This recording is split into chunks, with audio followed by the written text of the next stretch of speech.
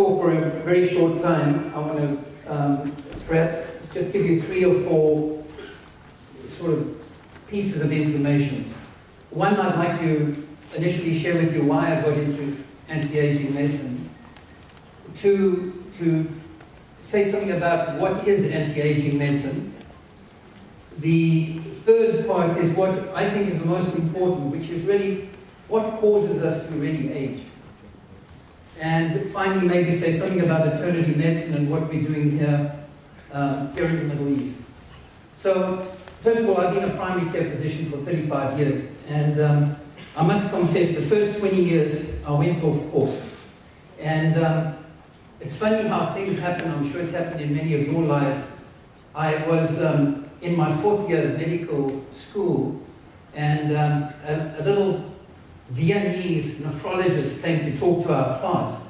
And he was very interesting because he likened disease and healthcare to a faucet with water running onto the floor, and all the nurses and doctors and students were all on the floor, with rags mopping up the water. Well, the obvious question was, why didn't anyone go and turn off the faucet? And unfortunately, for the first 20 years, I really bought into the reactive disease medical model. And I tell you, it's a disaster. $3.2 trillion is the cost of healthcare in the United States. Now, if people were getting healthier, I'm sure I could buy into it. But people are not getting healthier at all. So something's really wrong, and I don't want to get stuck in the whole bad health system, bad insurance, bad remuneration, nothing paid for prevention, drug companies, statin companies,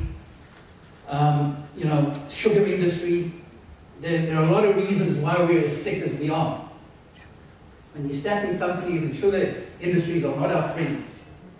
Aesthetics is part of sort of age management. We want to look good. But even more important is the ability to feel good and at the same time prevent chronic disease. As Lisa pointed out, the average age of a person today is about 80.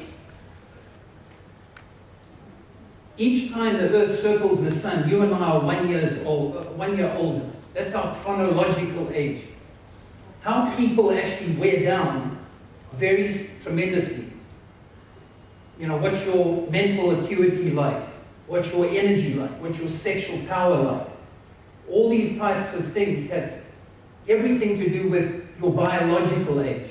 So many of us in the age management world are looking at how do we assess these biological markers. Thank you very much. I purposely did not plan what I'm going to speak about because this is just coming off the top of my head, so be careful because I'm not sure what's going to come out. But interestingly, I'm board certified in emergency medicine, and I attended my first anti-aging conference, I believe it was 1997, and I said, oh, this is all crazy stuff. This is not academic. Certainly my peers wouldn't appreciate this. And I vowed never to attend another event. And then I ran into the CEO, Doreen Brown, and she said to me, no, you really ought to come back, and we'd love to have you contribute and speak. And before I knew it, my practice had started to change. And I started using bioidentical hormones. And then, unfortunately, about 8 years ago, I was the assistant director of emergency medicine. And at the time, my mother came in with severe chest pain, and I diagnosed her with metastatic lung cancer, and she lived about 11 months. It was at that time that I became a cancer scientist, about 7.5 years ago. And I went to the University of Pennsylvania with my mother. I went to Georgetown University School of Medicine, and I went everywhere looking for the answer. And unfortunately, I found out that we are no better now at treating advanced stage cancer than we were about 50 years ago. So my mom became my inspiration to study cancer, and cancer has become my passion, my life, and it's what I eat, sleep, and breathe.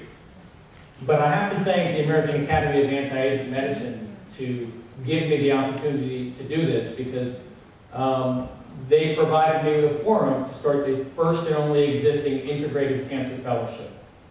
And not only have I taught a lot of individuals, I have learned so much. And it certainly affects not only how I treat cancer, but how I live my life and how I try to prevent. Or try to prevent disease and cancer.